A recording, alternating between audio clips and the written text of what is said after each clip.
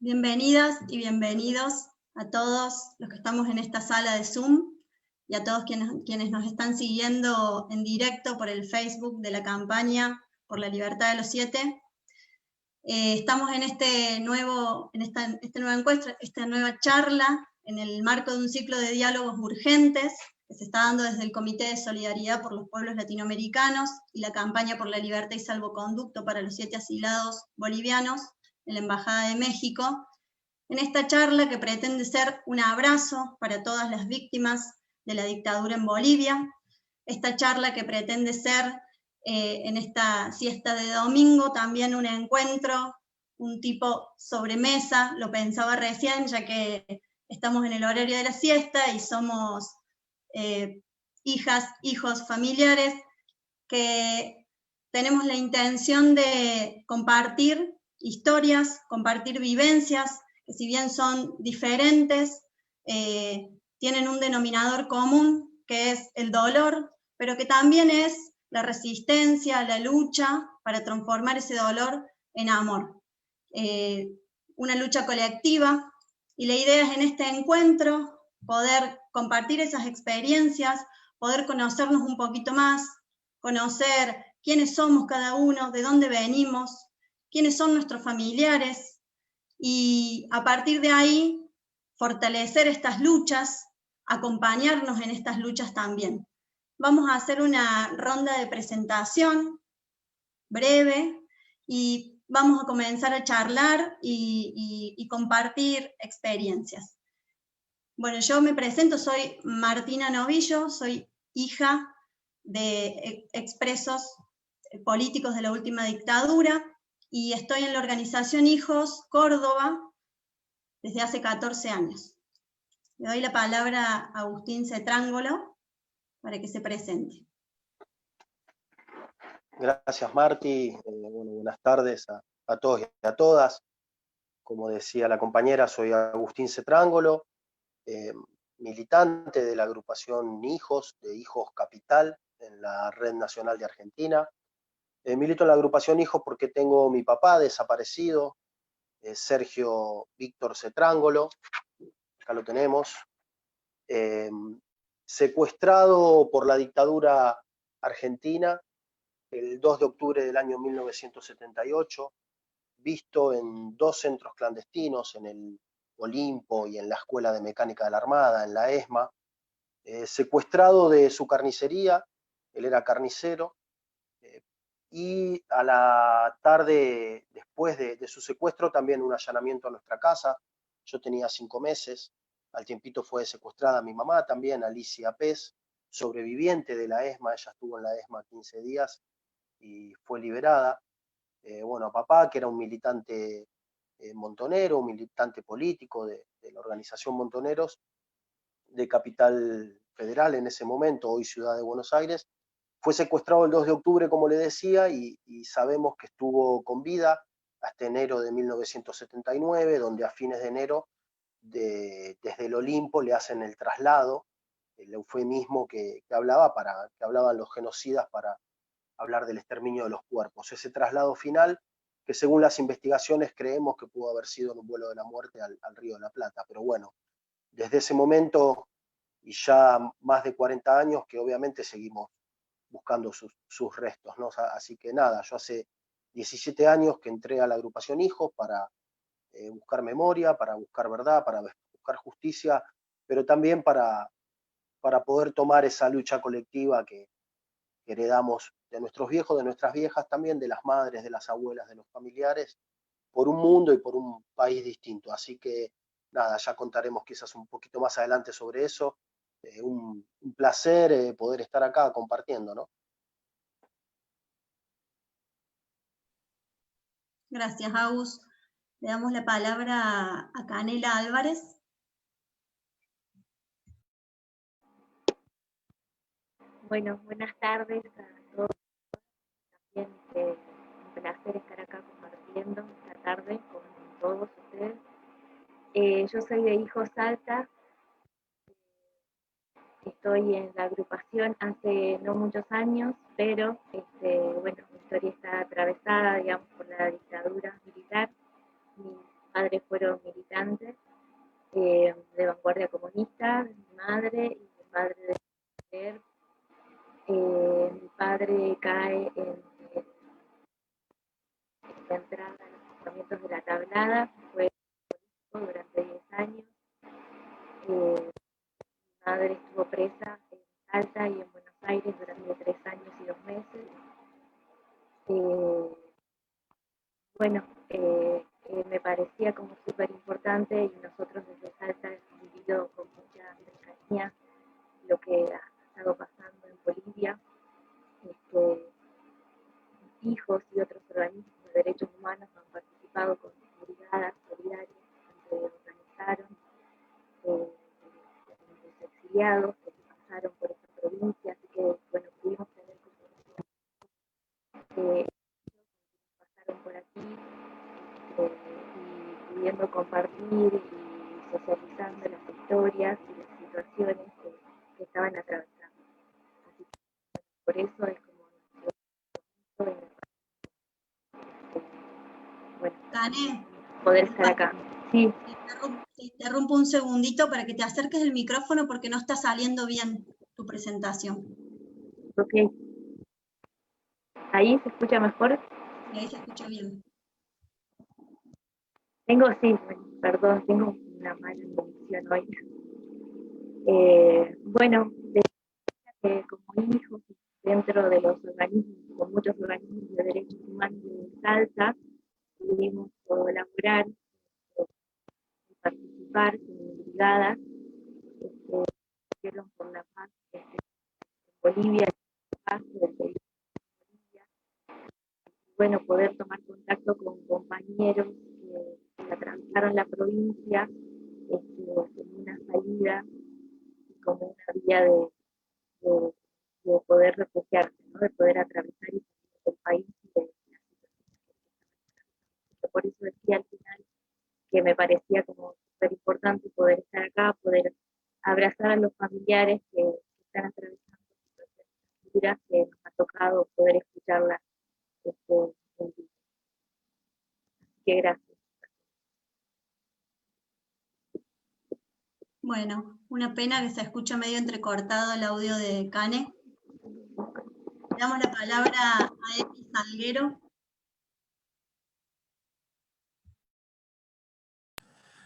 Bueno, hola a todos. Yo soy Emiliano, de Córdoba. Mis padres fueron presos políticos y tengo 3 tíos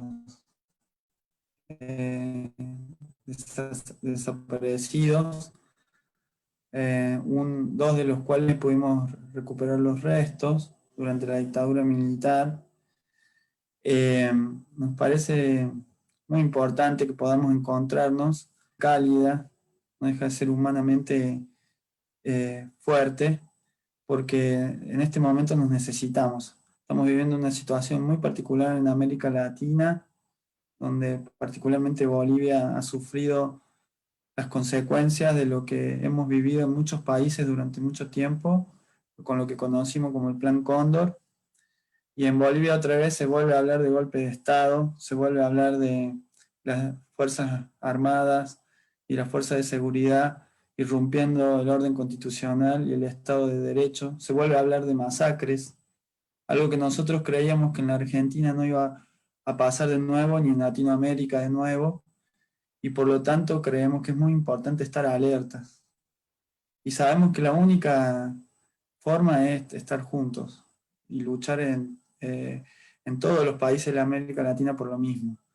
Los pueblos latinoamericanos se están empezando a levantar contra esto. Lo hemos visto en Chile, lo hemos visto en Colombia, lo estamos viendo en Colombia, lo estamos viendo en Brasil, lo estamos viendo en Ecuador. Y bueno, esta circunstancia de la pandemia ha sido una cuestión trágica que no nos ha permitido ocupar las calles como normalmente hacemos los pueblos, pero como hijos de esa historia, como hijos de esta lucha, nunca vamos a bajar los brazos porque es lo que nos enseñaron las madres y las abuelas y nuestros familiares. Entonces, estar acá para nosotros es un camino que nos han enseñado a caminar y que nosotros tenemos que enseñarle a nuestros hijos. Así que bueno, estamos en este abrazo colectivo.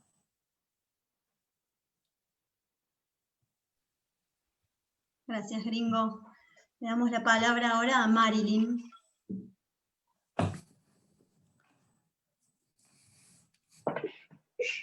Hola compañeros, yo soy Marilyn Cantero, milito en Hijos Capital. Mi abuelo se llamaba Enrique Heinrich, fue secuestrado en julio de 1977 y lo asesinaron. Él era secretario general del gremio de los gráficos en Bahía Blanca y lo secuestraron junto a su compañero de trabajo, que era tesorero del gremio de los gráficos, y fueron asesinados los dos juntos. Bueno, empezamos a militar por lo que ya saben, que es el gobierno de Macri. Mi familia la pasó muy mal económicamente y además sabiendo que uno de los familiares de los que era dueño del diario en el momento que fue secuestrado mi abuelo estaba en el gobierno, que es Mazot. Y bueno, todo esto de los derechos humanos son un curro y todo, nos llevó a militar y a colectivizar nuestra historia, que hasta ese momento en la familia era nuestra, digamos. Al hacerlo colectiva empezó una lucha que fue para nosotros llena de abrazos por nuestros compañeros, y bueno, y nos encontramos que muchos vivimos la misma historia, así que bueno, fue reencontrarnos con nuestra historia de vuelta, pero de una manera distinta, ya acompañados. Mi abuela, que en ese momento la sufrió mucho porque quedó sola, con 5 hijos, en un pueblo, se tuvo que mudar, tuvo que dejar su casa, recibía amenazas. Así que bueno, fue un tema para nuestra familia el poder reencontrarnos con esta historia de una manera más positiva y obviamente buscando justicia. Así que bueno, abrazamos a los familiares de los asilados en Bolivia, les mandamos nuestro apoyo. Todas estas actividades son, como decía Emi, parte de una búsqueda que nos enseñaron las madres y las abuelas y que bueno, nosotros tratamos de replicar de la misma manera, siempre para buscar justicia, principalmente. Así que bueno, un gusto estar en el conservatorio. Le doy la palabra al que sigue. Gracias. Gracias, Marilyn. Le damos la palabra a María Adela.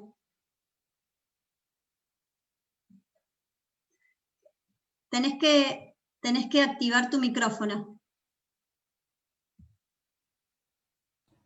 Siempre, muchas gracias, estaba agradeciendo, realmente estoy contenta de de compartir esta charla y este abrazo, como dice el gringo, y siempre impresiona, no está de más repetirlo, siempre impresiona la cantidad de sufrimiento que nos une a todos los que estamos acá y a los que están, aquellos por los cuales estamos peleando, y también la cantidad de empuje que juntamos entre todos, ¿no? A uno en reuniones como esta les parece que vamos a vencer. Después vamos encontrando las dificultades, pero juntos realmente nos sentimos invencibles y trabajamos en lo concreto para que ojalá eso se cumpla.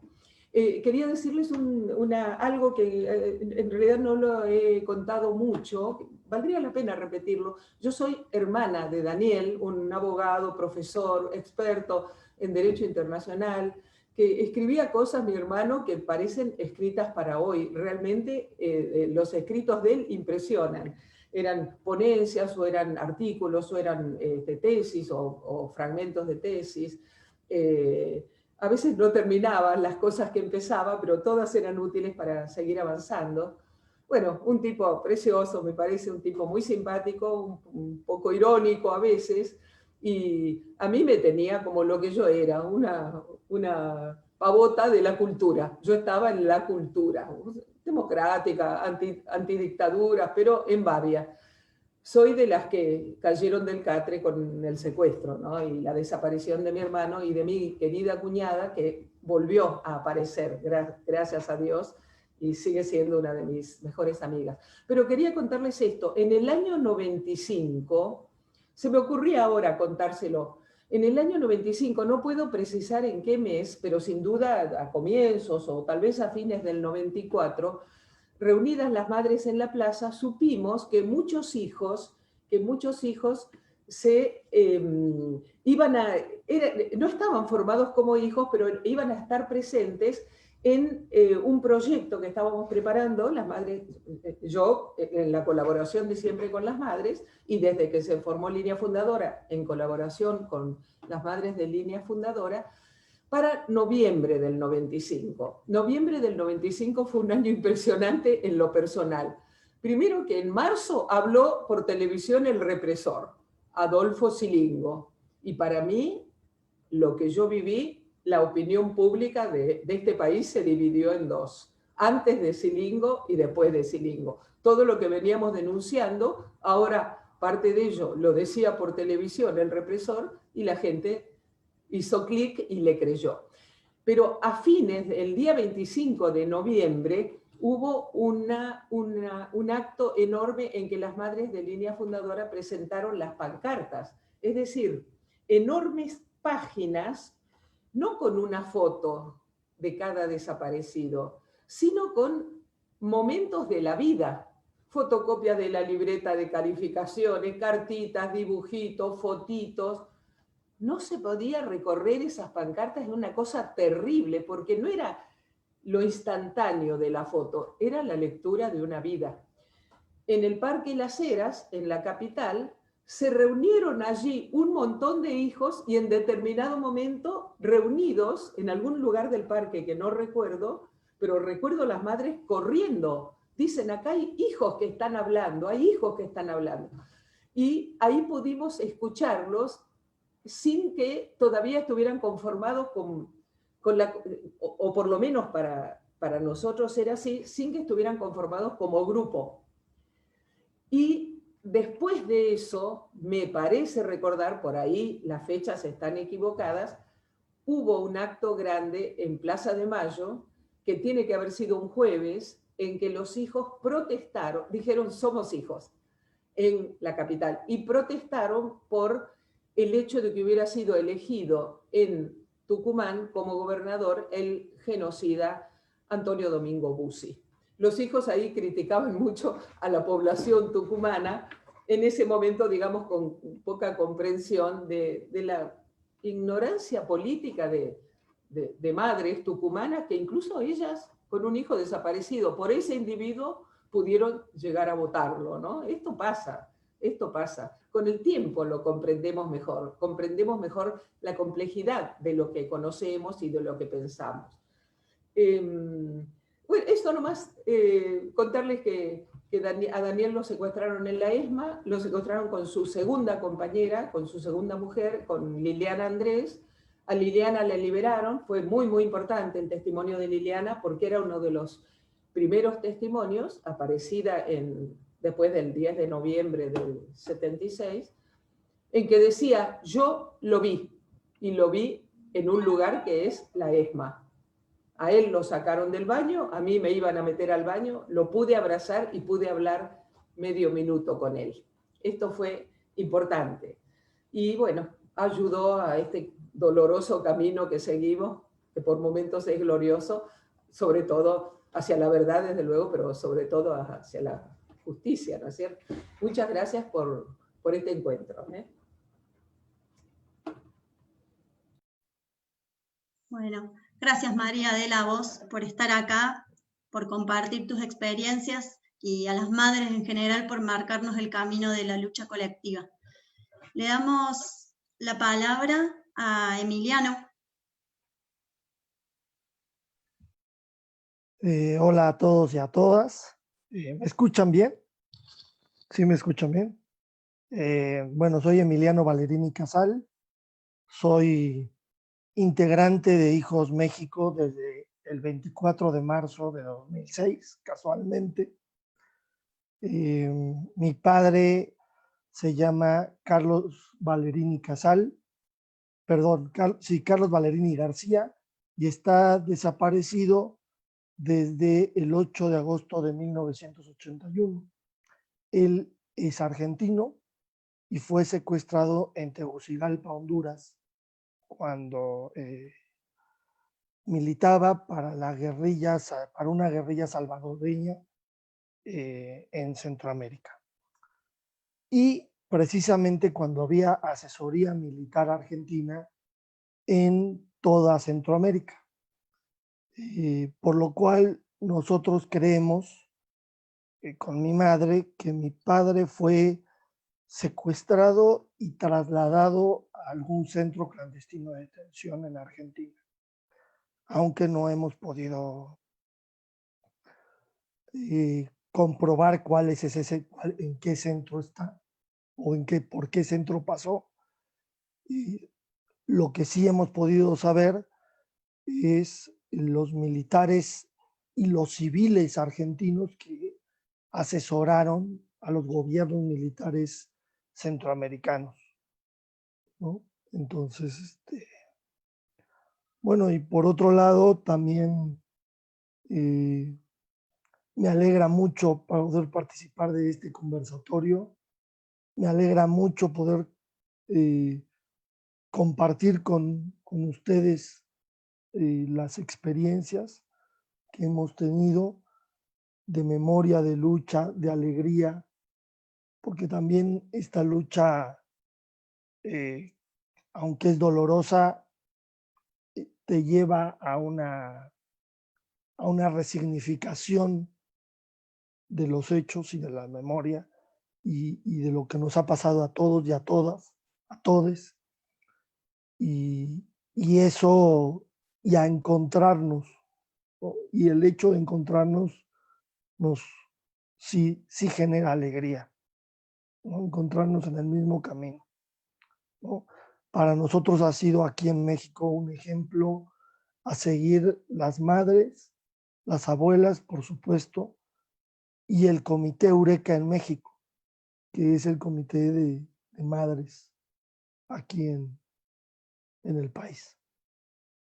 Les mando un fuerte abrazo a todas, a todos, y bueno, decirles que los queremos mucho, las queremos mucho.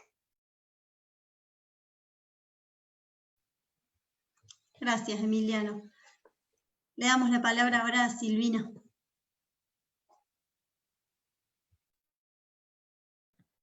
Hola, sí, buenos días a todos. Bueno, yo me llamo Silvina, formo parte de Hijos París. Creé con un grupo de compañeros hijos en el 96 acá en París, al año de fundarse Hijos en Argentina. Nosotros en ese momento, cuando empezamos con Hijos, teníamos mucho miedo de lo que pasaba en Argentina con los compañeros. Estábamos en pleno menemismo, había mucha impunidad en Argentina, y cuando creamos Hijos en París fue un poco también para decirnos, bueno, si necesitamos crear una red muy rápido, una red internacional, salvar a los compañeros, sacarlo del país, bueno, era... cuando lo vemos ahora, en su momento parecía como una cosa que podíamos hacer, entonces empezamos a crear redes acá para permitir justamente un poco denunciar lo que estaba pasando en Argentina, en la lucha por la justicia y contra la impunidad, que era un poco el lema nuestro como hijos. Yo también soy hija de desaparecido, mi papá desapareció el 4 de noviembre del 75 en Puente 12, conseguimos encontrar al cuerpo con una investigación que hizo mi hermana en el 94, y bueno, yo nací en la cárcel, mi mamá estuvo en la cárcel hasta el 81, en el 81 la echan del país, y a partir de ese momento se exilia a Francia, y desde la fecha yo llegué en el 82, tipo viajé el día de las Malvinas, así, bueno, siempre hay un cruce con la historia nacional en la historia familiar, pero bueno, hay una cosa que forma parte de una historia común. para mí cuando se fundó Hijos en Argentina y que nosotros lo fundamos acá en París, fue una forma de recuperar mi identidad como hija, porque siendo hija acá en Francia era muy difícil hablar de lo que nos pasaba, porque no había eco, no había otros semejantes con los cuales poder expresar lo que nos estaba pasando. Y es cierto que para mí cuando volví a Argentina y que sobre todo estuve en Hijos, lo importante, lo fundamental para mí fue eso, fue decir, yo formo parte de esta historia, es una historia común, y en ese sentido como que me reintegró la fuerza para poder seguir luchando por lo que nosotros queremos, es decir, un mundo más justo, un mundo más libre, un mundo con más igualdad. Y yo pienso que ustedes, es también la situación de Bolivia, por qué Bolivia está pasando en este momento por eso, porque hay justamente hubo intentos de hacer otro tipo de sociedad, hubo intentos de avanzar, y me parece que es eso lo que tenemos que rescatar, porque justamente una de las cosas que siempre dijimos en Hijo es que los 70 nos hicieron a todos en un cierto modo, nos hicieron a los hijos, las hicieron a las madres, como que los 70 aportaron a Argentina finalmente ese cambio fundamental que Argentina necesitaba y que nos llevó 40 años de lucha poder construir algo que tenga un perfil un poco de la sociedad que queremos, y estamos lejos todavía, pero por lo menos logramos tener 40 años de democracia, que para Argentina es enorme, y yo pienso que los 70 es lo que fundaron en un cierto modo, con las madres y las abuelas, es la democracia en Argentina. Así que bueno, me parece que en ese sentido, lo que el conversatorio que estamos dando con ustedes es un poco eso, es un poco decirles que todo esto es la misma lucha que empezó hace muchos años atrás, y que bueno, que somos parte de esta construcción colectiva en América Latina y en todos lados del mundo. Muchas gracias. Bueno, gracias Silvina. Seguimos en este conversatorio, en este abrazo a Bolivia. Le vamos a dar la palabra ahora a Patricia Moldis. Muy buenas tardes a todos y todas. Agradecerles mucho por brindarnos este espacio de diálogo. Mi nombre es Patricia Moldis, soy hija de uno de los asilados que se encuentra en la residencia de la Embajada de México en Bolivia, quien ya está ya está 9 meses ante la negación del salvoconducto. Sin embargo, aún abrigamos la esperanza de que los 7 puedan obtener su libertad, ya que están retenidos injustamente. También quiero expresar mi solidaridad y mi apoyo a todos los familiares, hermanos, hijos de los 7, ¿no? A incentivarles a continuar con la lucha. Quiero expresar mi solidaridad a todos los hijos, hijas desaparecidos de la Argentina. También decirles que admiro mucho su lucha comprometida por los derechos humanos. Agradecerles a todos los que se encuentran en este espacio. Y pues muchísimas gracias por brindarme, ¿no?, la oportunidad de poder estar en este diálogo.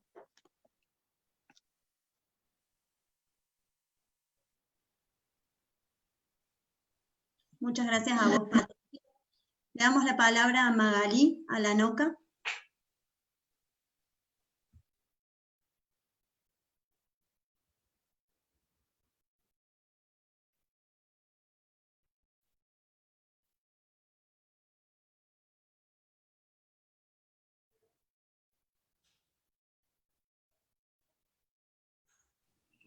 Perdón, buenas tardes. Buenas tardes, un gusto compartir con ustedes esta tarde. Bueno, darles a conocer, yo soy Magalí Alanoca, hermana de Vilma Alanoca, una de las asiladas que se encuentran en la Embajada de México. ¿Ya? ¿Qué les puedo decir? Hoy por hoy estamos sufriendo toda esta situación que vivimos acá en Bolivia. Es muy doloroso para todos los familiares en sí, para todos los que estamos, bueno, con los 7 y los demás también, que están padeciendo esta situación tan triste que vivimos por este gobierno transitorio a la final. Mi familia, pues, bueno, está sufriendo, mi madre en especial, mis hermanos, que siempre estamos en la lucha de querer, bueno, pedir, ¿no?, que por favor nos ayuden para poder de alguna manera tenerlos en libertad a nuestros seres queridos, porque es tan doloroso, tan cruel lo que está sucediendo acá en Bolivia. Nadie tiene esa libertad de podernos expresar, de poder decir lo que queremos realmente o dar a conocer todo esto, porque somos atacados directamente. Y eso es tan injusto. Y bueno, yo apoyo estas actividades que ustedes realizan, que tienen como objetivo buscar justamente la justicia para nuestros seres queridos. Entonces, bueno, ¿qué les puedo decir? Agradecerles por sobre todo hacerme partícipe de todo esto, de toda esta actividad que ustedes tienen, buscando siempre la libertad, ¿no?, de nuestros seres queridos.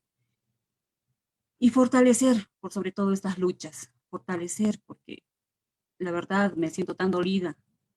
Me siento tan dolida hoy por hoy ver no estar con mi hermana. Y quisiera que esté, bueno, obviamente fuera para poderse defender y dar a conocer lo que ha sucedido, lo que ha pasado realmente. Pero no se le da la oportunidad con este gobierno y nos sentimos atrapados. Quisiera, la verdad, que se acabe esta situación. Mi mamá, que ha sido directamente, que les digo, atacada, ha sufrido en vivo y en directo porque fueron a su casa. Nosotros vivimos acá en el Alto, en Bolivia. Entonces fue atacada directamente y incluso arrebatado de lo poco que ella podía tener. Y se imaginan esta situación con la pandemia encima, que alguien no puede generar en esta situación de la pandemia, no pudimos tal vez trabajar y poder generar, y ella se sentía sin recursos. No puede directamente personas atacarnos y decirnos que somos culpables de todo esto. Nosotros no vivimos del Estado. Cada uno trabaja a su modo, a su manera para poder generar. Entonces, eso es lo que hemos vivido en todo esto y ver que mi hermana se encuentra ahí adentro. Obviamente que está, ¿qué le digo? Agobiada con esta situación, ella preocupada por todo lo que nosotros estamos pasando, porque ella nos decía, no quiero que ustedes se involucren para que les hagan daño. De todas maneras, esta situación nos involucra directamente y ellos nos hacen daño a nosotros también. Y quisiéramos, la verdad, que esto acabe. Y nosotros como familia de Vilma La Noca, apoyamos estas actividades y yo creo que vamos a estar siempre en contacto para poder seguir luchando por la libertad de ellos también. Muchas gracias por hacerme partícipe de toda esta actividad. Gracias. Gracias, Magali.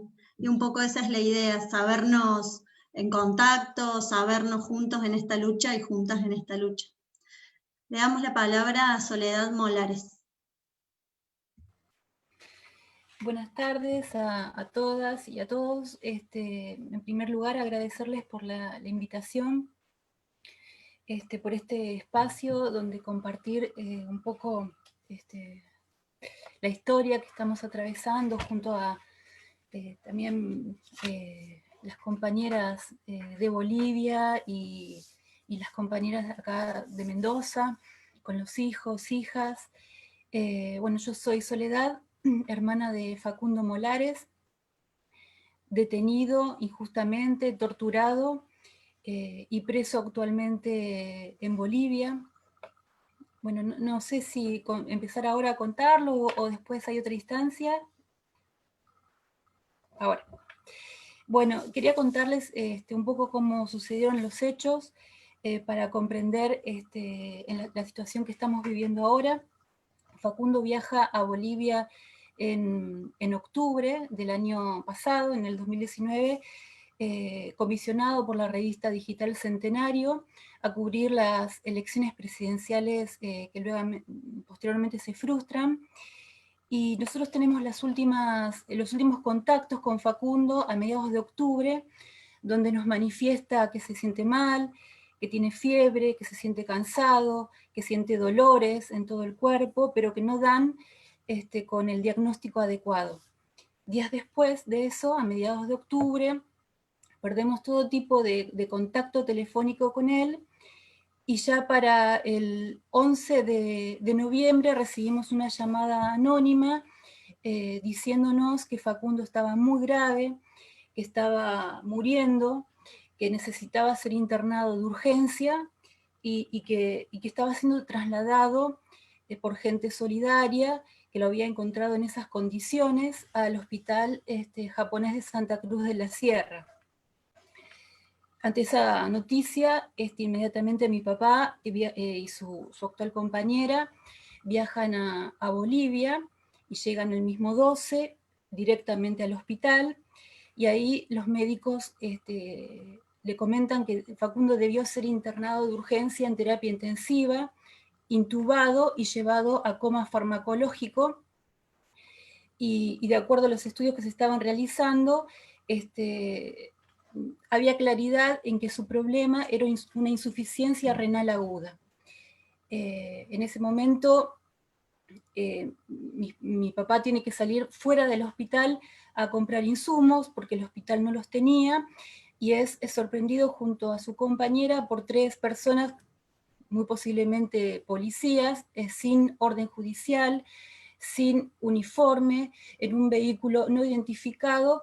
Los capturan, los secuestran y los llevan a Monteros, donde pasan 25 horas. En ese momento yo pierdo obviamente comunicación con ellos, esto es el 12 a la madrugada, y empiezo a agarrar una agenda telefónica de internet y empiezo a llamar por teléfono a todos los números telefónicos de los alrededores del hospital.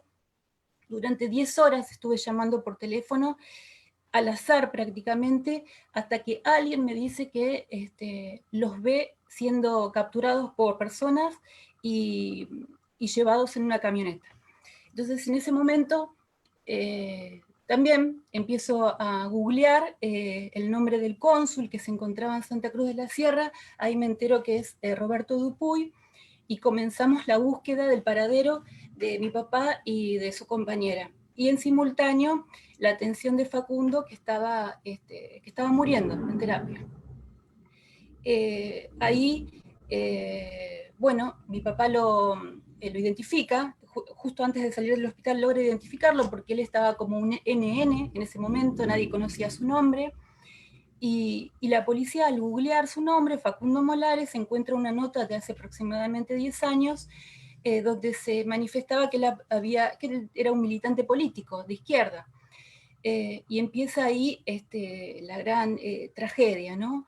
En simultáneo, mi papá estaba secuestrado, yo no sabía dónde estaba, Facundo estaba así internado, y empieza una campaña difamatoria en los medios masivos de comunicación bolivianos, donde es denigrante, obscena, donde se lo expone como un terrorista, como un asesino, como un sedicioso. Bueno, todas estas acusaciones que a diestra y siniestra se encargó de hacer la dictadura boliviana.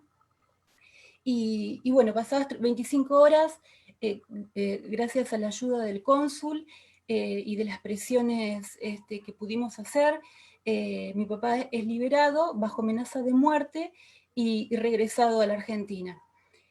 Facundo estuvo alrededor de 10 días en terapia intensiva, logra salir de la terapia.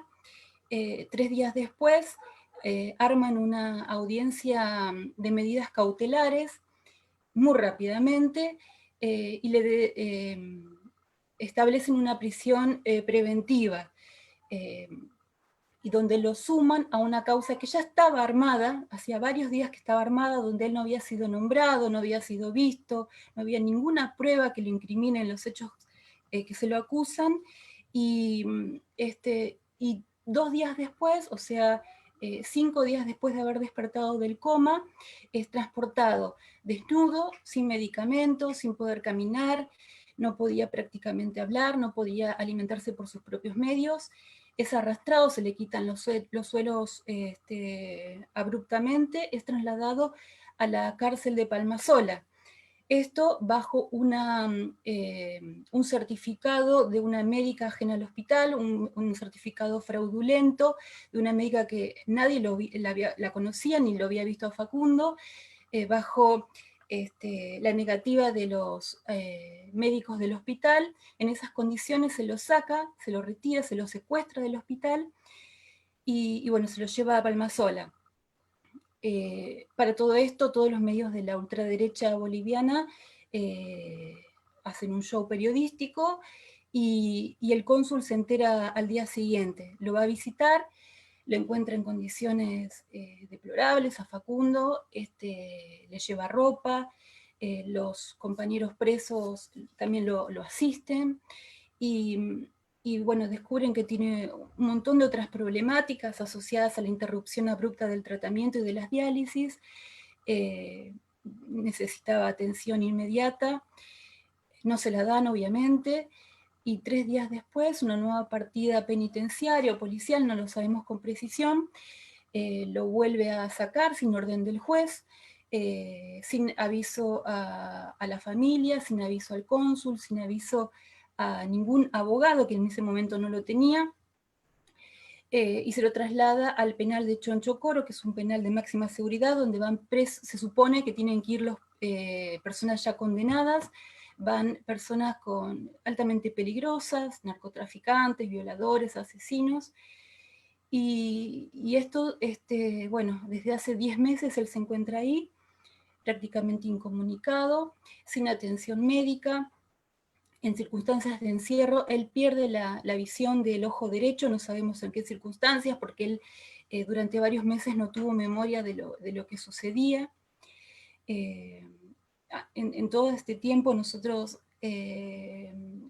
pedimos la asistencia de la CIDH, bueno, a numerosas instituciones internacionales para que por lo menos les dieran asistencia médica. Nada se pudo hacer.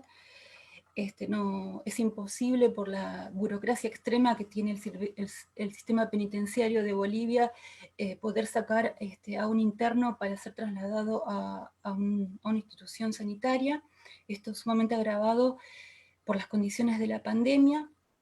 Él está ahí desnutrido, no sabemos con claridad en qué estado de salud está, porque no lo ve nadie, y de la CIDH lo único que logramos fue en febrero que solicitara al gobierno de facto trasladarlo a un hospital, y le daba una semana para brindar resultados. Obviamente el gobierno de facto no hizo absolutamente nada, desoyendo las órdenes de la CIDH. Paralelamente, distintas instituciones internacionales nos vienen acompañando solidariamente, y estamos absolutamente agradecidos con ellos, entre ellos COSI, el Consejo por la Paz de Venezuela, ACAT, que es una asociación de cristianos contra la tortura. COSI, por ejemplo, a través del secretario general, Gabriel Aguirre, presentó ante el relator especial contra la tortura y tratos crueles el caso de Sebastián Moro y Facundo Molares. El gobierno de facto desoyó absolutamente esta declaración que se manifestó en la ONU. Bueno, en Argentina el acompañamiento de un montón de organismos de derechos humanos, abuelas, madres, bueno, hijos, sindicatos de prensa, instituciones judías, nos han acompañado en la lucha y nos siguen acompañando. Desde el gobierno argentino, por lo pronto, solo el apoyo consular, pero por supuesto esta situación excede absolutamente lo que los cónsules puedan hacer, porque claramente bueno, es una dictadura lo que se está viviendo en Bolivia. 4 audiencias de cesación de prisión preventiva se han establecido, ninguna de las 4 se pudo llevar a cabo. En promedio las audiencias duraban entre 3 y 5 minutos, los familiares no tenemos acceso a presenciar las audiencias virtuales, somos eliminados inmediatamente cuando nos presentamos. Sin embargo, en la tercera audiencia había una persona, estaba Branko Marinkovic, con una actitud de clara intimidación hacia el juez, el doctor Salvatierra, y también habían miembros de la Juventud Cruceñista. Ellos sí estaban habilitados a presenciar, pero los familiares no, intimidando, violentando toda la situación. Y quiero decir que en la causa en la que Facundo es incorporado bestialmente, ¿no? Realmente es un mamarracho judicial, no hay una sola prueba que asocia a Facundo a los delitos mencionados. Facundo no estuvo ni en el lugar ni en los hechos que se le acusan, y recordar que la audiencia donde lo imputan y lo ingresan a la causa fue 3 días después de despertar de un coma. Nosotros en 10 meses no podemos lograr una audiencia de cesación. No hay justicia en Bolivia, no hay garantías procesales en Bolivia. Es una situación absolutamente dramática desde ese lugar, porque nos vemos realmente acorralados. Estamos, mi papá, la familia, nuestro abogado, estamos frente a un aparato represivo descomunal, y realmente es muy difícil ver la salida a esta situación. Por eso, participar de estas redes, difundir el caso, compartirlo, para mí es muy importante, porque se hizo toda una demonización de Facundo en Bolivia. Si uno googlea su nombre, está absolutamente demonizado, y realmente Facundo es una víctima de toda la situación. Él tenía que volver, él tenía que pasar las fiestas con nosotros, tenía que estar en noviembre en nuestra casa, y bueno, lo tenemos allá sin saber cómo está. Queremos que Facundo vuelva a casa y sano. Muchas gracias. Muchas gracias a vos, Soledad, por tu testimonio. Te abrazamos desde acá a la distancia, y pretendemos que estos espacios sean justamente para poder denunciar, para acompañar las luchas y para intercambiar también herramientas, porque hay experiencias que pueden servir. Así que ese es también el objetivo de estas charlas y de estos encuentros. Le damos la palabra ahora a Penélope Moro, a Melody Moro, la que quiera empezar. Bueno, empiezo yo. Soy Penélope Moro desde Mendoza, hermana de Sebastián Moro, asesinado en la puesta en marcha del golpe de Estado de Bolivia. Periodista argentino que residía hacía 2 años aproximadamente en La Paz. Quiero empezar abrazando fraternalmente a mi hermana que está aquí a mi lado, compañera de lucha. Quiero abrazar a todos los compañeros de hijos y a los compañeros de Córdoba que nos han dado esta instancia tan importante. Quiero abrazar profundamente a Soledad Molares, con quien no nos conocemos en persona, pero tenemos un vínculo a través del teléfono, desde la catarsis, desde la impotencia, pero también desde el amor y desde la necesidad de brindarnos fuerzas. Queremos que Facundo vuelva, y queremos justicia por mi hermano, que es, si no, la primera víctima fatal del golpe de Estado que se consumó el 10 de noviembre pasado. Quiero abrazar también a María Adela, porque me sentí con mi hermana nos sentimos muy identificadas con su relato, porque nadie sabe lo que significa la pérdida de un hermano hasta que la vive. Sebastián era un periodista argentino que se desempeñó durante más de 10 años acá en Mendoza, se especializó en derechos humanos, cubría cada juicio de lesa humanidad de los que se concretaron hasta finales del 2017. Él era el cronista de los juicios, como una especie de Alexis Olivas, que ustedes lo conocen en Córdoba. Le mando un abrazo enorme, compañero. Sebastián se especializó en eso, y después durante muchos años trabajamos también juntos en violencia institucional. He acompañado a familiares y el destino, no sé qué es esto, la vida, las vueltas, la política, también los caminos que se hace uno a uno, me ponen de este lado de los familiares, del que todavía desde hace casi 10 meses no me puedo acostumbrar. Es muy fuerte, y entiendo a todas esas madres y a esos hermanos que yo acompañaba como periodista, como militantes, y trataba de darles fuerzas y ya no podían más, y hoy realmente los entiendo, claro, como siempre se puede, ¿no? Pero hay momentos en que también vale dejarse caer un poco. Yo me siento muy contenida con esta instancia, así que se los agradezco. Les quiero hablar una parte de Sebastián y después así continúa Melody. Sebastián se fue de Argentina, él trabajaba en Radio Nacional, ambos trabajamos en Radio Nacional durante muchos años. Durante la gestión del macrismo le empezaron a censurar sus coberturas de los juicios, no podíamos hacer el periodismo de derechos humanos con el que nosotros nos formamos. Sebastián sufrió muchísimo esa censura, otros pudimos ir adaptándonos para cuidar la fuente de trabajo desde tareas técnicas. Sebastián lo sufrió muchísimo, su vida era el compromiso del oficio periodístico y nada más, y principalmente eso, y la militancia. Por eso decidió renunciar a la radio, no soportó resistir al macrismo y sí eligió al Estado Plurinacional de Bolivia como destino, no solo para poder continuar con su oficio y su carrera de periodista, sino también para terminar pues, continuar un camino de forjarse como hombre, como ser humano, y así fue lo que hizo. En 2 años muy intensos, vivió años de muchísima felicidad en el Estado Plurinacional de Bolivia. Tenemos una amiga nuestra que dice: Sebastián en Bolivia tocó su piedra filosofal, por eso si bien su muerte me llena de dolor, también me llena de orgullo, porque fue el primer periodista que denunció el golpe de Estado para afuera del país y también para el interior de Bolivia. Lo hacía a través de Página 12 y lo hacía también para los medios de la CSUB-CB.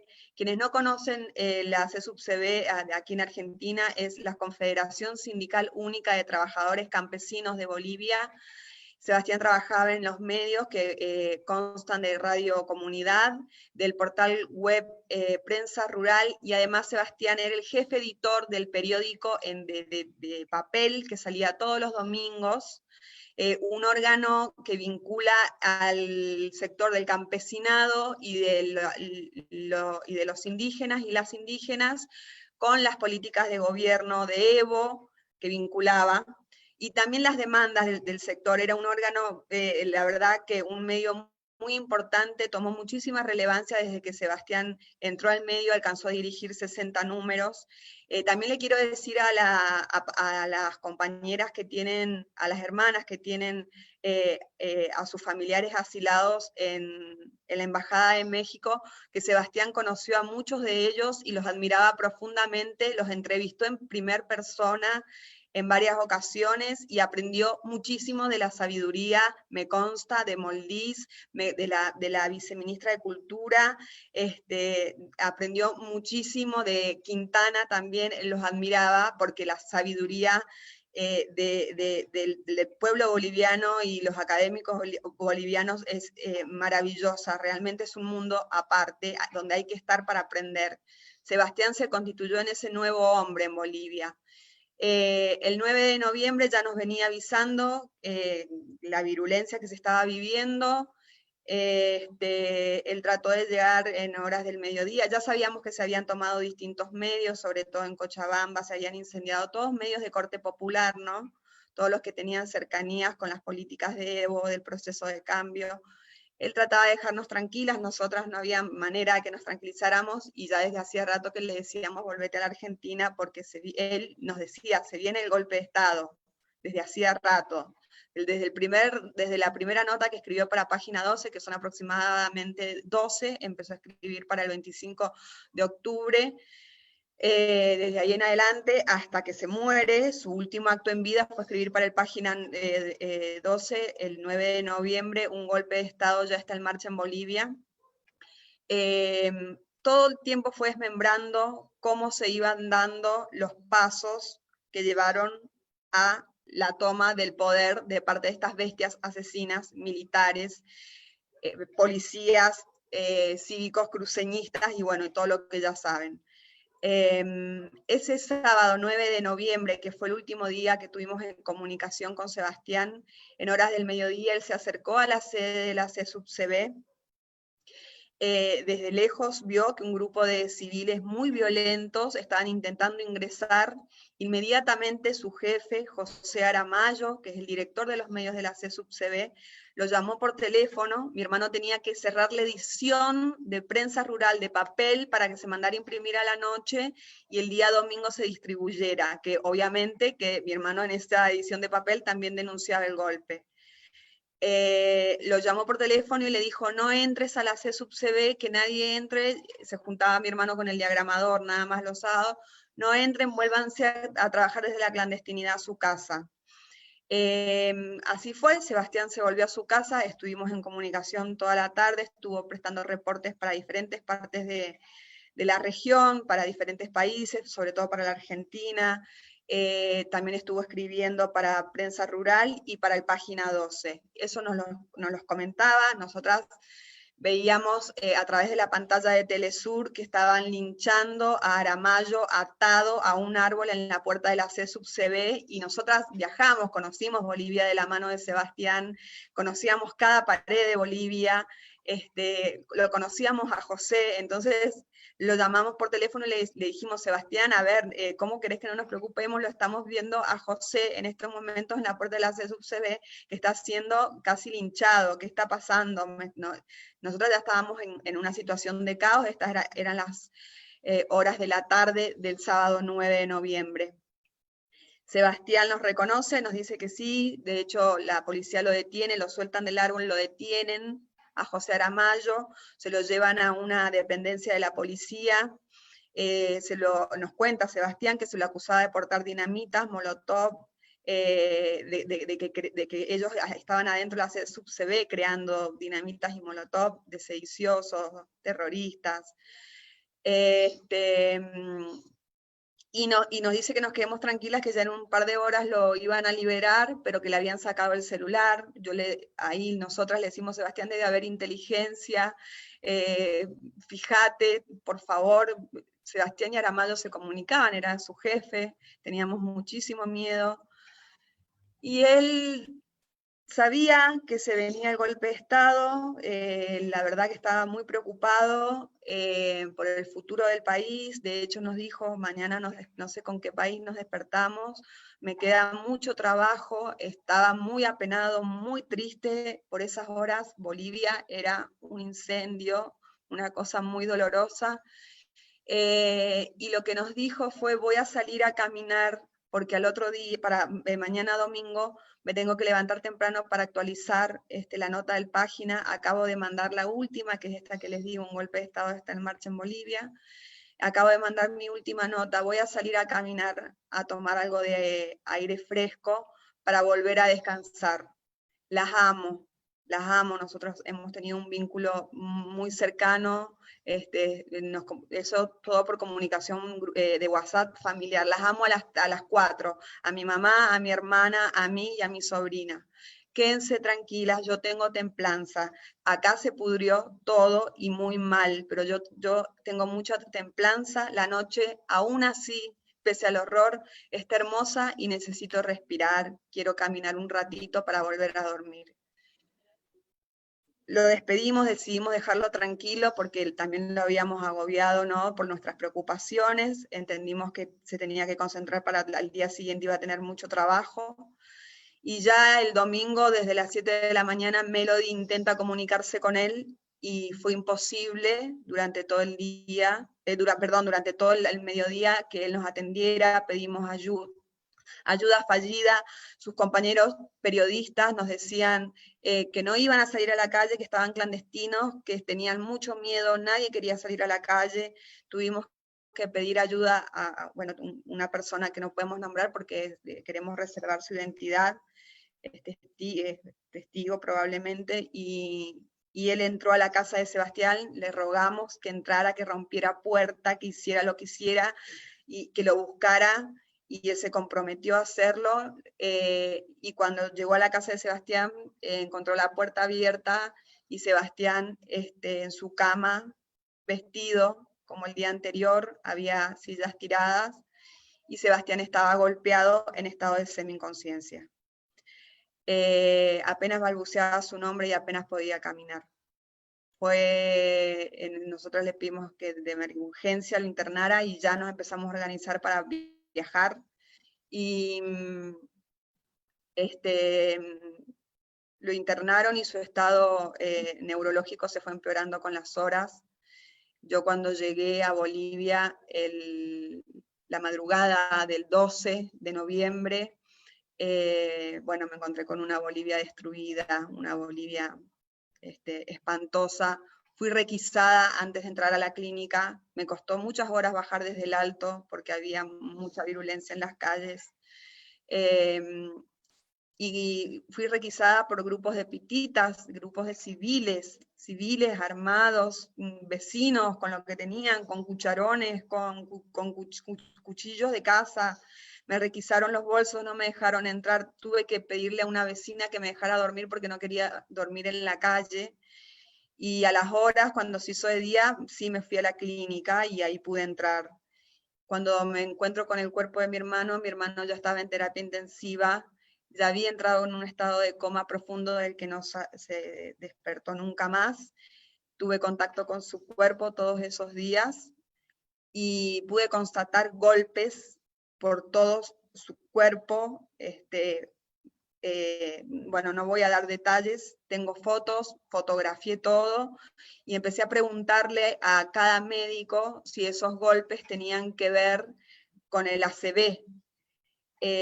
Muchos me decían, solo Dios sabe, una corporación médica muy reacia a brindar información, contención, lamentable realmente, la atención médica en una de las clínicas más caras de Bolivia.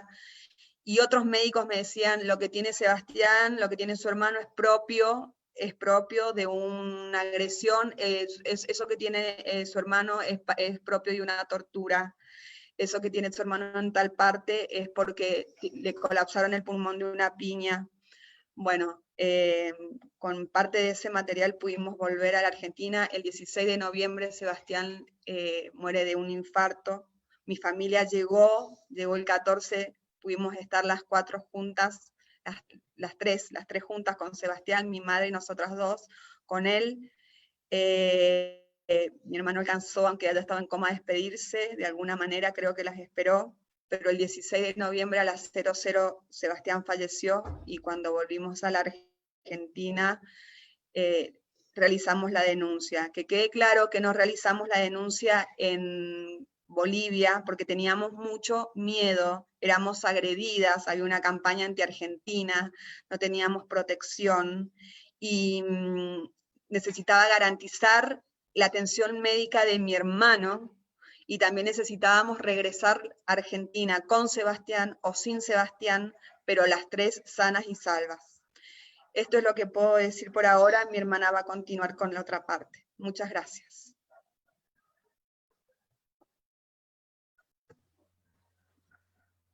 Hola, bueno, agradezco la posibilidad de estar aquí, agradezco a los compañeros, a las compañeras, abrazo infinitamente a mi hermana, por supuesto, y a Soledad Molares, porque nos hemos encontrado en esta lucha tan injusta, ¿no? Más allá de lo que mi hermana ha dicho, que ha aclarado bastante la situación, quiero agregar que en la clínica donde estuvo internado Sebastián, desde el primer día Sebastián ingresa con politraumatismos y cuando fallece en su certificado de defunción dicen politraumatismos y nunca se nos ordenó una autopsia, ni tampoco se nos ordenó una denuncia, ¿sí? Ni siquiera desde el consulado, ni desde la embajada, ni desde la clínica, ni de ningún organismo, tanto de la Argentina como de Bolivia, nadie nos informó que nosotras debíamos hacer una autopsia. Eso perjudica un poco en la investigación hoy, pero así todos somos conscientes de que las luchas son colectivas, estamos acompañadas. Una vez que llegamos a la Argentina pudimos, gracias a los compañeros de Córdoba y las compañeras, pudimos hacer una denuncia penal hacia el gobierno boliviano. Fuimos acompañadas por Pañuelos en Rebeldía, hemos sido acompañadas por las compañeras feministas de Aviala, que también nos abrieron un panorama muy importante de lo que es la situación en Bolivia, de lo que son las leyes, ¿sí? Hemos hecho una denuncia en la CIDH, estamos representadas hoy por el abogado Pablo Salinas desde Mendoza, a la vez tenemos un abogado en Buenos Aires, estamos siendo acompañadas por la Secretaría de los Derechos Humanos de la Nación desde Argentina. Sabemos que es un camino largo porque no solamente tenemos que hacer un trabajo por la justicia y por la verdad por nuestro hermano, sino que además tenemos que continuar con su legado. Sebastián era un periodista de la hostia, Sebastián trabajó para el pueblo y por el pueblo siempre, así que nos ha dejado un legado muy gigante para continuar con su memoria. Es en el proceso en el que estamos mientras llevamos a cabo el proceso de verdad y justicia. Gracias por esta instancia, perdón la emoción, como dijo Soledad, nosotras también esperábamos a nuestro hermano para fin de año, también teníamos proyectos, queríamos vernos, abrazarnos, teníamos vacaciones planeadas, y nosotros no tenemos más a Sebastián. Sebastián es la primer víctima fatal del golpe de Estado. Y haremos justicia entre compañeros y compañeras, tanto de la Argentina como del resto de Latinoamérica, porque sabemos que las luchas son colectivas. Muchas gracias. ¿Puedo decir una cosa? ¿Puedo agregar una cosa? Quiero decir que Sebastián es un periodista muerto en funciones, y también creo que les compete responsabilidad a todos los estados de pensar cuáles son los riesgos que asumimos los trabajadores de prensa, que tratamos a la información como un compromiso y como un derecho de la sociedad y de los pueblos, en protegernos, el no precarizarnos, el no abandonarnos, y más en un conflicto social y político tan grande como el que estaba viviendo Bolivia. Que esa es la realidad de los trabajadores de prensa, que no usamos la comunicación como una mercancía. Entonces mi llamado también es a todos los estados y también a la solidaridad del gremio para que defendamos nuestros derechos. Sebastián no tenía resguardo de nada, además de ser siempre un trabajador de prensa precarizado. Necesitamos ser resguardados cuando estamos trabajando en conflictos, en contextos de conflicto. Y necesitamos solidaridad del gremio, necesitamos unidad de los y las periodistas, porque quienes entendemos la comunicación como un derecho humano, podemos ser cualquiera, podemos ser el próximo Sebastián, así como sucede en México todo el tiempo, o como sucede en Colombia todo el tiempo, que es habitual y común que nos maten a compañeros y compañeras periodistas por decir la verdad. Simplemente, gracias. Bueno, muchas gracias a ustedes también por el testimonio, por brindar la historia de Sebastián también, a quienes no conocen, poder conocerlo. Y entonces, en esa línea también poder conocer quiénes son las otras víctimas, quizá Patricia, quizá Magalí, si pueden contarnos, explayarse un poquito más. Bueno. Antes de empezar, quiero mandar un fuerte abrazo y mi solidaridad a los familiares de Sebastián Mora, ¿no? Y de Facundo Morales, por los momentos difíciles que están viviendo. Quiero un poco contextualizar lo que estaba pasando en Bolivia en esos días. Desde que se lleva a cabo las elecciones, el 20 de octubre, comienza a haber grandes manifestaciones de violencia por parte de grupos que no reconocían los resultados electorales, ¿no? Y que llamaban a una desobediencia civil. Esos días hay toma de instituciones públicas como el Tribunal Departamental Electoral, actitudes bastante racistas hacia mujeres de pollera, con insultos bastante fuertes que no respondían al calor del momento, sino que responden a temas más estructurales, problemas de identidad que en Bolivia no han sido resueltos, a una grieta histórica social, ¿no? Y justamente después de que renuncia Evo Morales, ¿no? Una noticia bastante triste, ya que se habla del primer presidente indígena en Bolivia, ¿no? Y más la manera en cómo lo ha hecho.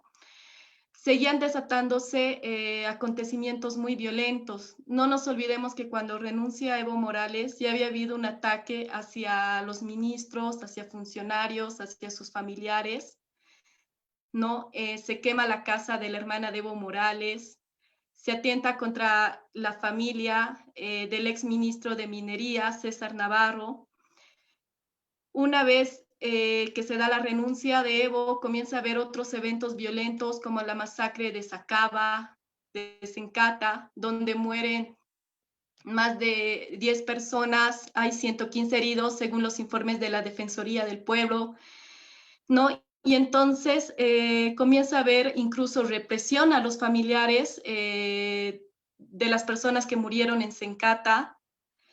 Y bueno, un poco quería contextualizar toda esta oleada de violencia para poder contarles la historia de mi papá.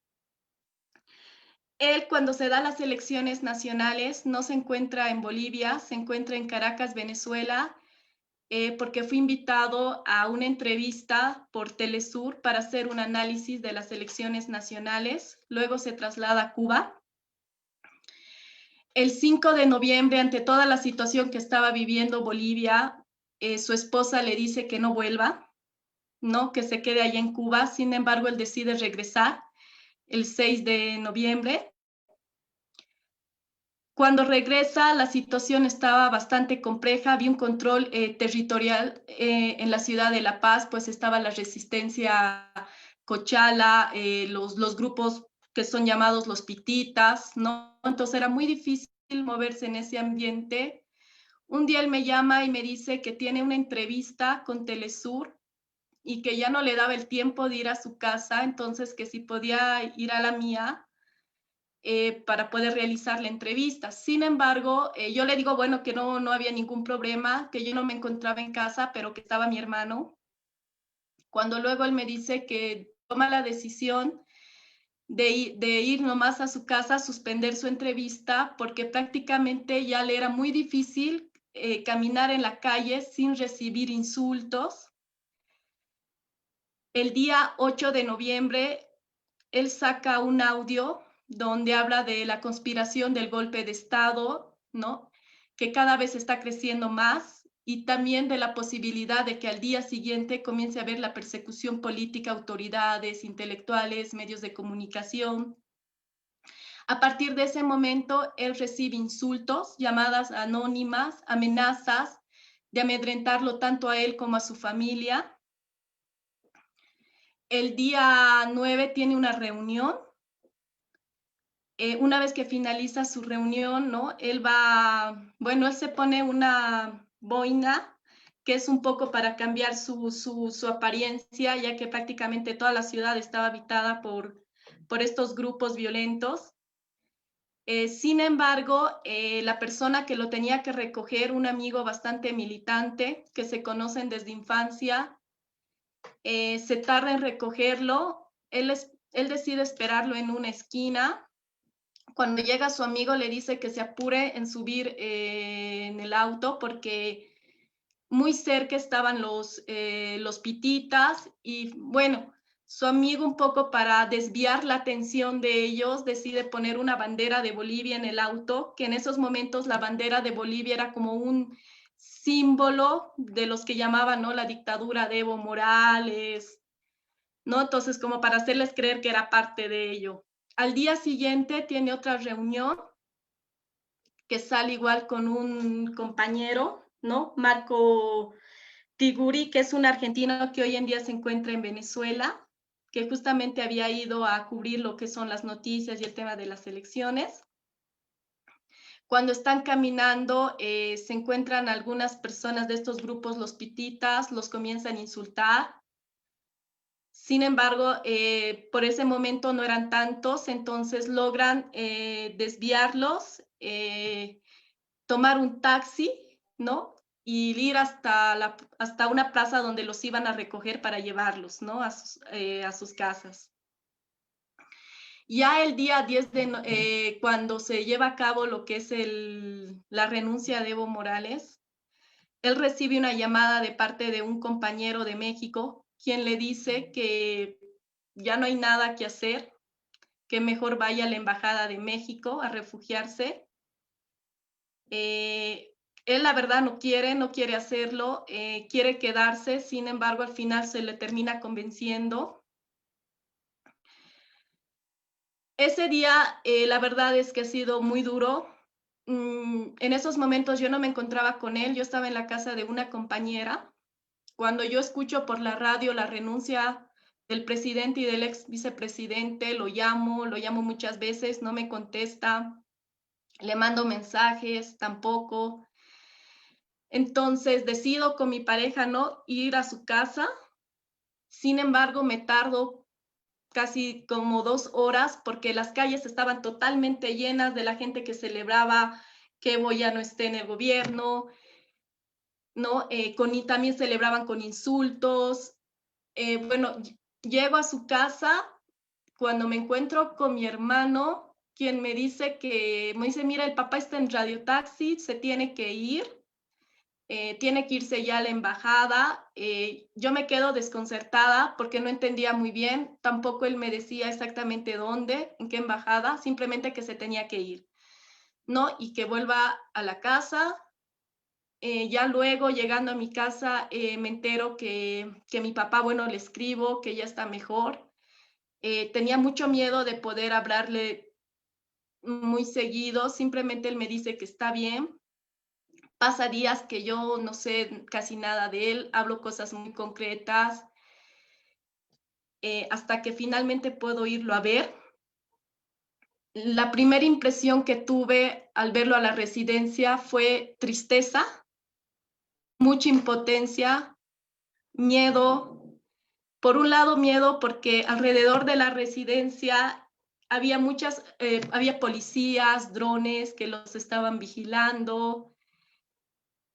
Tristeza de ver a mi papá ahí, pues no es primera vez que a mi papá le pasa estas cosas, este tipo de experiencias, pues él antes por lo menos fue detenido 2 veces por gobiernos neoliberales que lo acusaban con ser parte de los movimientos revolucionarios de América Latina, por sus vínculos con Cuba. Y bueno, la primera vez que voy a visitarlo, voy con mi hermana menor, que tiene 9 años, entonces no me era muy posible hablar sobre el tema con él. Cuando ya luego fui a verlo otras veces, ya comenzamos a hablar más de todo, pero la verdad es muy triste verlo ahí encerrado, ¿no? Sin libertad y además acusado injustamente. Es la impotencia también. También hay sentimientos, ¿no? de rabia, de enojo, pues cuando los primeros días, cuando se estaban desatando todos los acontecimientos violentos, yo veía en las noticias cómo lo acusaban, ¿no? de organizar todos estos movimientos de violencia. Incluso en un momento también lo acusan a mi hermano, ¿no? Comienzan a salir fotos de él, pero que eran incluso videos con una persona completamente diferente en los rasgos físicos.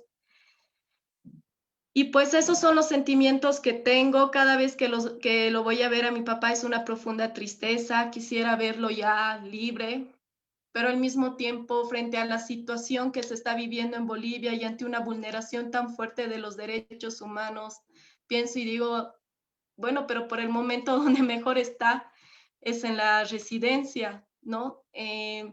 Constantemente los policías siempre están utilizando mecanismos de presión, de intimidación, ¿no? Hacia ellos como a sus familiares. Me pasó que una vez que salgo de la residencia, me estaba persiguiendo, había detrás de mí del radiotaxi una moto con un policía. Sin embargo, bueno, yo al darme cuenta que estaba atrás y que seguía después de 10, 15 minutos, decido ya no ir a mi casa, sino desviarme por otro lado. Otra vez, si bien ellos hacen un trabajo de rutina, ¿no? Que es pedirte el carnet y de control, a veces la manera en cómo lo hacen es brusca, de una manera torpe. Una vez me hacen sacarme los zapatos, ¿no? Decirme que salgan del auto, revisan mis cosas. En otra ocasión no me quisieron devolver el carnet de identidad y me tuve que quedar como más de 10 minutos esperando a que me lo devolvieran. Siempre está el miedo de que algo le pueda pasar. Muchas veces ya ha habido un acoso, ¿no? Por parte de militares, policías alrededor de la residencia. Incluso se han tornado momentos muy tensos en cuanto a la diplomacia entre lo que es México, Bolivia. Y bueno, decirles por eso mi solidaridad también a los familiares de los 7, ¿no? Que no se desesperen, que tengan paciencia y que sigan con la lucha, porque la verdad es muy triste todas estas situaciones.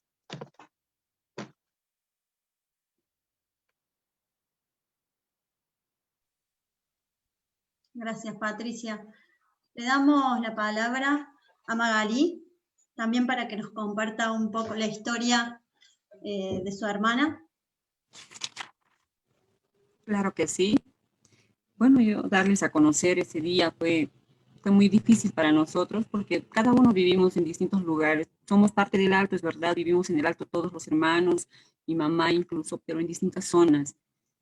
Mi hermana también, obviamente. Entonces, ella me llama ese mismo 10. Bueno, antes estuvimos conectadas, obviamente, estuvimos hablando también, y yo le decía más que todo, ¿no? Que estas cosas están empeorando, deberías ya cuidarte o renunciar. Incluso le dije, ya, renuncia de una buena vez y tal vez de alguna manera sí quedas al margen.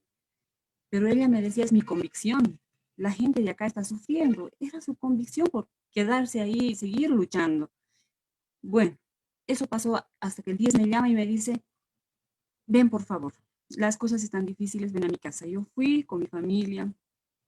Ella hizo un video donde justamente ella nos hacía conocer también a nosotros de que estaba siendo amenazada, amedrentada, incluso que le iban a quemar la casa. Que bueno, por todo el alboroto que se vivía por esas fechas.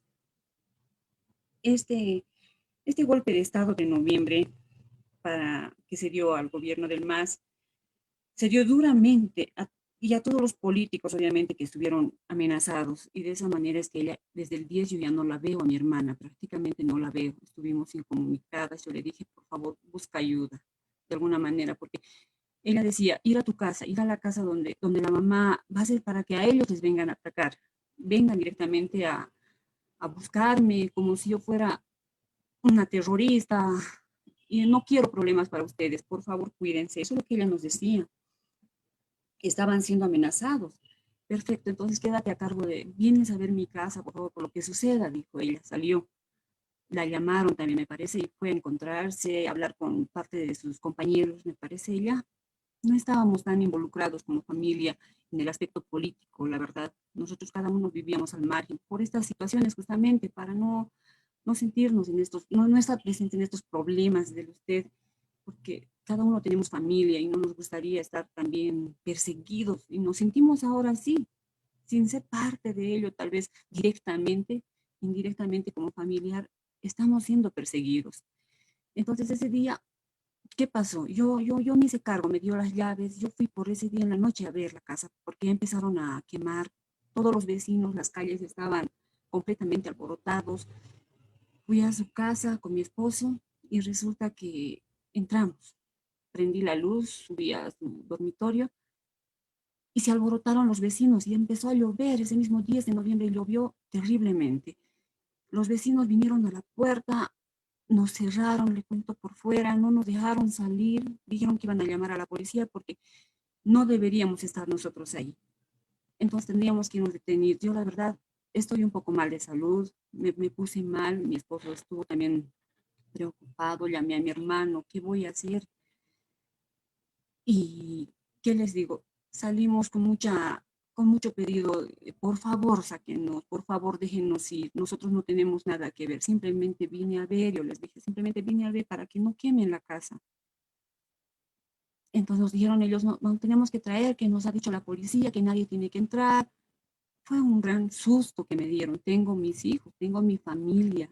Yo llamé a mi madre, a todos, y todos estuvimos preocupados. Ya era 10 de la noche, ya sería ese momento. A duras penas me dieron salida de ahí. Tuve que venirme con mi esposo, llamé a mi hermano, obviamente, que nos vino a recoger, cerramos la casa. Yo dije, ya ni modo, que pase lo que tenga que pasar en esta casa. Nos fuimos. Y no me pude contactar, obviamente, con mi hermana. Ella se le hizo conocer que eso estaba pasando. Y me dijo, ponte al margen, cuídate tú. También me dijo que iba a haber allanamientos en las casas. Y no sabíamos dónde, cómo, cuándo iba a pasar esto. Para el mes de diciembre pasó lo mismo. Vino el allanamiento a la casa de mi madre. Ella es una persona de la tercera edad. Fueron ahí, requisaron toda la casa, entraron varias personas, dice mi madre, ¿no? Porque ella solita, vive sola. Tiene algunos inquilinos, vive solita. Entraron, revisaron todo, me quisieron quitar algunas pertenencias. Ella no vive de lujo. Ella prácticamente es una persona humilde. Y tenía sus ahorros que le robaron. Desde mi punto de vista fue un robo, la verdad. Fue un robo que ella estuvo muy dolida. Aparte de todo, no respetaron sus derechos de la tercera edad. Se la llevaron detenida. La llevaron en la noche detenida. Fueron a requisar la casa de mi hermana. La llevaron detenida a mi mamá, que ni siquiera la dejaron bajar del auto para ir al baño. ¿Se dan de cuenta? O sea, lo que hicieron estas personas, estos, no sé si llamarles autoridades o qué, a estos señores policías que se pusieron de parte de este gobierno golpista, que le hicieron ese daño a mi madre. Le quitaron lo poco que tenía, hasta los últimos centavos que tenía en la bolsa, y se la llevaron detenida, la soltaron a mucho pedido de mi sobrina. Creo que fue a traerla porque me dijeron, si tú vas, a vos más te van a meter detenida. Pero yo le dije, ¿por qué razón?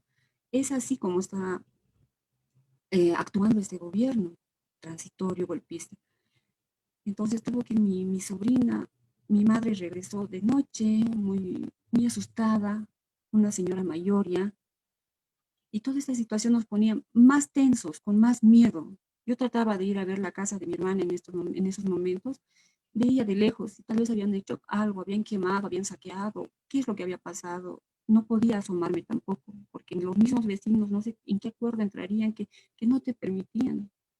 Esa zona estaba completamente asediada, completamente cerrada prácticamente. Así, y de esa manera es que ya posterior a eso tuve alguna pequeña comunicación con mi hermana y me dijo, no les quiero meter en estos problemas, cuídense y por favor cuiden a la mamá, me dijo ella, no quisiera que les persigan y les hagan lo mismo que a la mamá. Vamos a ver cómo solucionamos esto. Prácticamente ella me da palabras de aliento y a mí como hermana me duele. Que es mi hermana, mi única hermana que yo tengo. Tengo mis hermanos, obviamente, pero me duele que esté pasando toda esta situación. Este gobierno no respeta derechos. Prácticamente no se respeta nada. Estamos viviendo en un caos total. Todos vivimos, como le digo, en esta situación sin derechos. Nadie tiene derechos, obviamente. Menos una persona de la tercera edad. Y quisiéramos que realmente esto llegue a una solución. Apoyo a todas estas personas que han pasado por todo esto y por lo visto Bolivia no está exenta de toda esta situación. Gracias por oírme y quisiera también bajar a la embajada y verla a mi hermana, pero ella me dice que no puedo porque sí está como justamente Patricia nos dijo hace un momento, te persiguen y por ahí que te vas a buscar problemas, me dice mi hermana. Simplemente contactos telefónicos, tal vez un momento hablamos con ella y dice que se encuentra bien, esta pandemia también no nos permite. Esperemos que todo llegue, bueno, a una libertad, que es lo que buscamos nosotros, justicia para nuestros seres queridos. Gracias por oírme.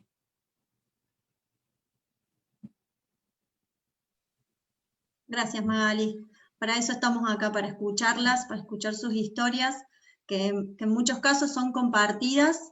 Y a pesar del dolor, de la impunidad, de la injusticia, también se ve acá que hay muchas redes de solidaridad que son urgentes y necesarias como estos diálogos, Y eso, a modo solo de ejemplo, se ve en el chat del Facebook que está saliendo en vivo, la cantidad de mensajes de apoyo, de solidaridad, de pedido de justicia para todas las víctimas del golpe en Bolivia.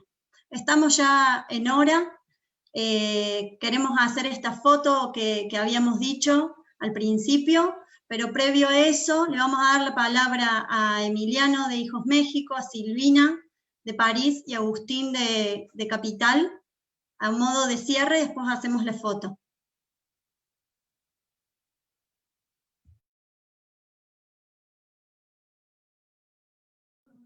¿Quién empieza? Perdón. Vos, Emiliano. Bueno, lamentablemente tuve que levantarme un momento para arreglar una cosa aquí en mi casa, pero quiero decir que sí me llenó mucho, me llenó de emoción escuchar su relato desde Hijos México, y para aquellos que somos periodistas, particularmente la historia de Sebastián la comprendemos absolutamente. Nosotros vivimos en una realidad en México, los periodistas, de permanente acoso, sin importar la fuente que se cubra, de permanente asesinato. En México hay 131 periodistas asesinados en los últimos años por cualquier tipo de razón, no solamente por contar la verdad, sino por cualquier hecho, lo que ha convertido a este país en el más peligroso para ejercer esa profesión en el mundo entero. Y por otro lado, desde mi experiencia como hijo, yo quisiera decirles que he logrado buscar y encontrar el apoyo tanto en Hijos Argentina, en Hijos Capital específicamente, con compañeros como Agustín, que es uno de los compañeros a quien más conozco y con quien más he compartido, como en Centroamérica, con otros compañeros y compañeras que se han solidarizado para buscar información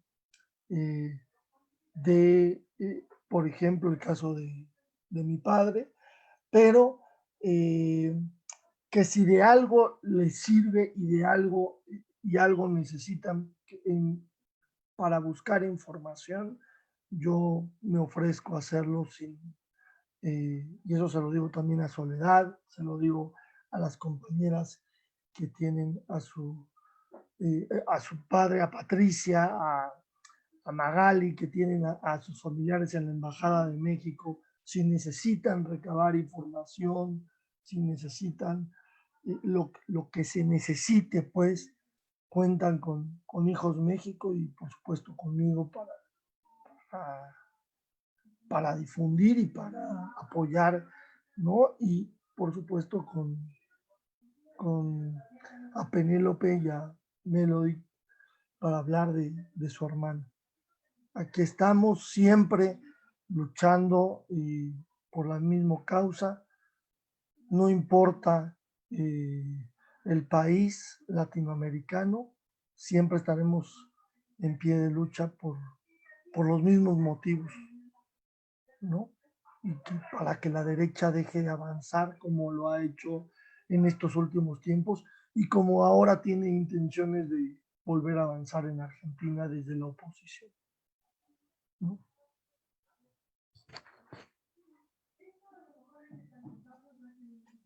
Seguimos con Silvina y después Augusto. Gracias, compañeros.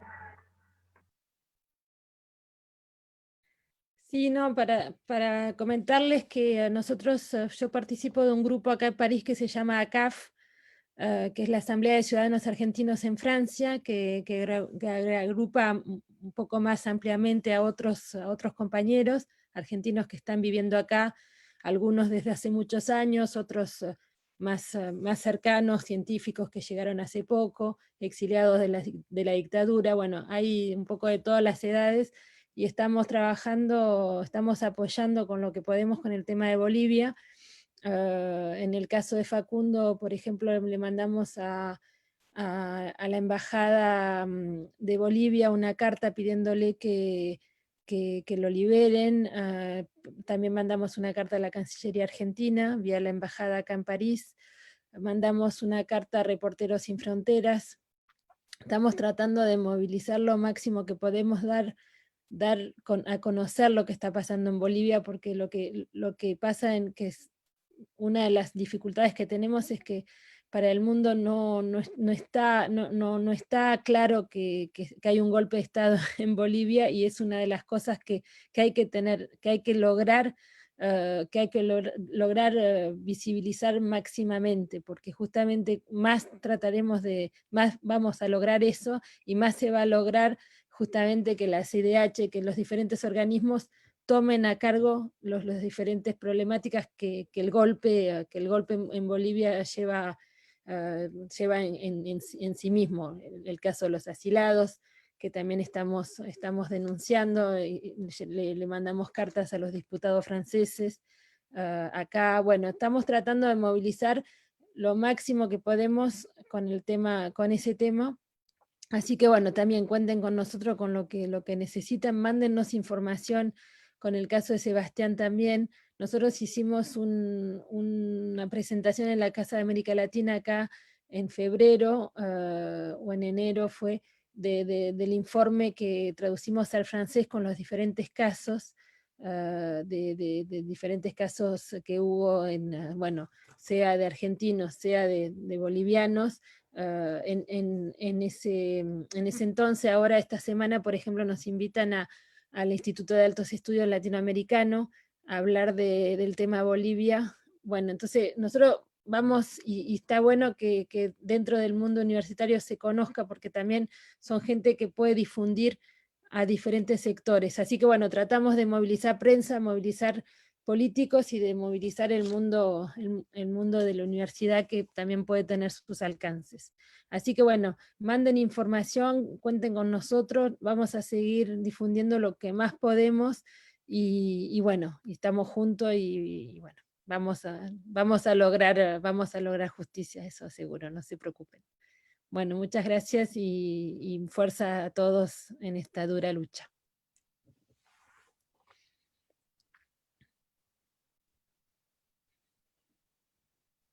Gracias, Sil.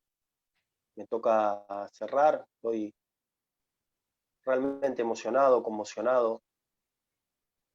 Todos somos hijos e hijas de una misma historia. Decimos, como agrupación Hijos, estamos cumpliendo 25 años. Yo veo en las historias de lo que ustedes cuentan, veo la historia de cada uno de mis compañeros y de mis compañeras que en estos 25 años de lucha he conocido, ¿no? He conocido a mi papá, por ejemplo, por el francés, un militante que se asiló en la embajada de Francia en plena dictadura, que estuvo 2 años asilado y que pudo salir, y que después en democracia lo pudimos conocer, y pude conocer la historia de mi viejo. Y nosotros decimos que somos hijos e hijas de una misma historia porque entendemos que lo que nos pasó no nos pasó a nosotros solos. Que si hoy Sergio Cetrángolo está desaparecido, o los 30.000, no están tantos presos políticos, tantos sobrevivientes de los centros clandestinos, tenía que ver con una lucha, tenía que ver con una generación que imaginó, que sintió que otro mundo podía ser posible, un mundo más justo, un mundo más igualitario. Y más allá de qué organización o no podían participar, una generación que se comprometió con una vida distinta, y que están desaparecidos, muertos y asesinados porque había que dar un mensaje y un terrorismo muy fuerte contra toda una sociedad, para disciplinar a los pueblos. Entonces esa historia no nos correspondía a nosotros, esa tragedia, esa lucha, ese dolor, no era un dolor nuestro porque era nuestra familia, sino que tenía que ser un dolor sentido por todo el pueblo, porque si no justamente pasa lo que sigue pasando. Somos hijos de una misma historia porque esa historia no era solo contra nosotros, pero también porque era una historia que se iba a volver a repetir. Y si nosotros no nos sentíamos parte, todos y todas, de esa historia, se iba a volver a repetir. Y es lo que estamos charlando hoy, con Sebastián, con Facundo, con Hugo, ¿no? Con Wilma. Son los asilados, los muertos, los presos que ya tuvimos y que vamos a seguir teniendo. Entonces, yo soy padre, tengo 42 años, Anita recién anduvo por acá, mi hija de 6 años, no queremos que ella sea Sebastián, no queremos que ella sea Facundo, ni que tenga que estar asilada en una embajada. Entonces, para nosotros esta historia es colectiva, y es colectiva porque nos muestra que es la forma en que podemos vencer un poco a la muerte. Son las madres las que nos enseñaron que la única lucha que se pierde es la que se abandona, y esta forma de colectivizar nuestra lucha, de sentirnos hermanos y hermanas en esta lucha, tiene que ver con ganar, tiene que ver con no dejar que el destino sea el que quieren los asesinos, los torturadores, ¿no? Los que quieren ese poder para unos pocos, esas riquezas para unos pocos. No podemos permitir que eso sea así. Entonces, nada, esta lucha nos ha dado muchas alegrías también. Esto es importante que lo puedan ver, Penélope, Magalí, Soledad, ¿no? Todas las compañeras que han participado. Los asesinos del ruso, de mi papá, de Darío, algunos de ellos han tenido condena. Los 2 lugares donde mi viejo estuvo secuestrado, la ESMA y el Olimpo, hoy son espacios de memoria donde todos los años cientos de jóvenes pasan y conocen la historia de los desaparecidos y las luchas de los desaparecidos. Nosotros sabemos que lo imposible solo tarda un poco más, decimos los hijos, y que nuestra única venganza es ser felices, ¿no? A pesar de todo. Entonces queremos comprometernos con este camino, con el camino de la memoria, de la verdad y de la justicia. Tenemos que traer a Facundo, ya tenemos que lograr que Hugo, que Wilma puedan tener el salvoconducto, que puedan preservar su vida. Tenemos que conseguir justicia por Sebastián, pero por sobre todo tenemos que hacer que ese mundo que sueñan, ese mundo que soñaron nuestros viejos, nuestras viejas, y el que soñamos nosotros, realmente esté cada día más cerca.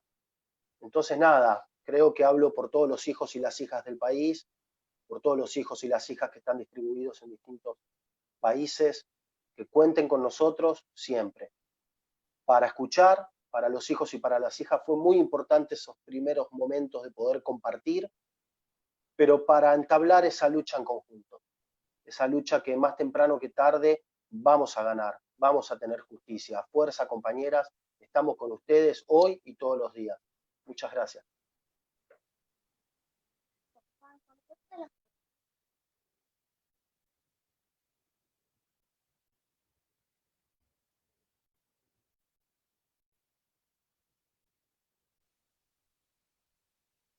Bueno, y con esta foto cerramos esta transmisión en vivo. Muchas gracias a todas y a todos por estar acá.